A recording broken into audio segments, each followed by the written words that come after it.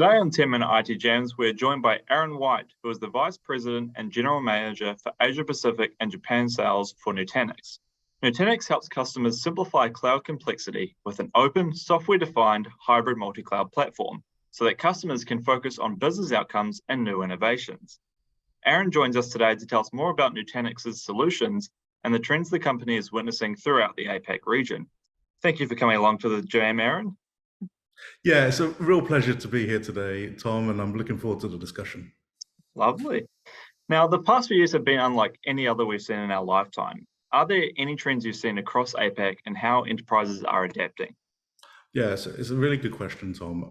I've been traveling around the region a lot, talking to many enterprises, and really it comes down to three key things for me. The first is, as we've come out of pandemic, IT organizations are nursing what I'm calling a COVID hangover as they reassess their IT needs. The second one is that we're kind of drowning a little bit in terms of the ability to grow. So what they had before pandemic or during the pandemic is not really suitable to be able to get them to grow, and that's a big agenda item.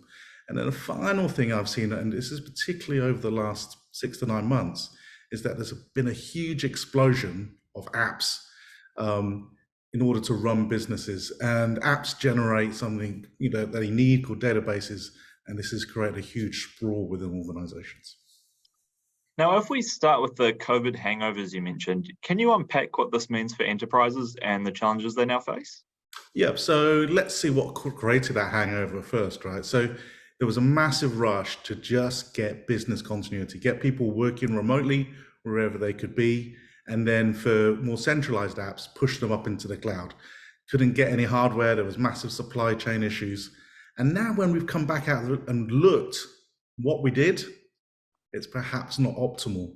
So right now people are having to step back and think, actually, what are the future needs and the future architectural decisions to be able to deliver growth back into the organization in a manner that's way more cost controlled. A good example, for instance, in New Zealand, is Suncorp. They enabled their remote workforce utilizing Nutanix hybrid cloud. And because of that integration, they've been able to really grow that capability as well as have it extensible back into the core data center for anything else that they're doing. So they made that right decision 2-3 years ago. But today, many organizations are looking at what they did and thinking, well, that probably wasn't the best decision at that point in time. Now, the second trend you raised was the idea that staying still and maintaining the infrastructure status quo is not an option. Why are some organizations considering leaving this patchwork IT in place? Well, the thing is it's easy just to stay with what you know. But the reality is, if we look at the growth in online, for instance, if you're in retailing, we're seeing customers with 10, 15, 20x the online transactions that were perhaps there a couple of years ago, as we made a much bigger shift to digitization driven by COVID. Now, the problem with utilizing what you had before is it simply wasn't architectural designed to have that level of growth, that level of transactions. And also, the reality is a lot of that stuff is getting old. And, IT, hardware and infrastructure and legacy IT has a shelf life. It was designed to do a workload for 3 to 5 years, not 7, 8, 9, 10 years. And that's really what we're seeing. I got a great example. So Nature Organics, they took the step into modernizing what they were doing, able to save 55% in terms of just pure power savings over what they had before, improved about 1/3 in terms of their running costs. And from an IT operations perspective and value back into them as a business, their BI, business intelligence reporting, improved 7-fold. So just a true life example of actually the growth that we have all around us today.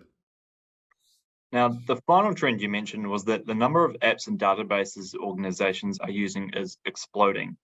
What can be done to rein this in and regain control? Yeah, it's an interesting thing. So this kind of the drive for new ways to drive revenue, new ways to reduce risk has driven an app explosion. A great example is if you looked up your smartphone today, how many screens of apps do you have? The same is true in enterprises. Many enterprises, from having dozens of applications to run their business, are now moving to the hundreds. but the IT teams and IT budgets aren't growing. So there has to be a better way to be able to control what you do, manage it way better.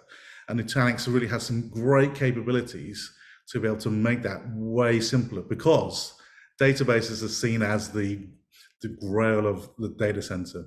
When I was a young lad, there can be no IT without DB, i.e. database.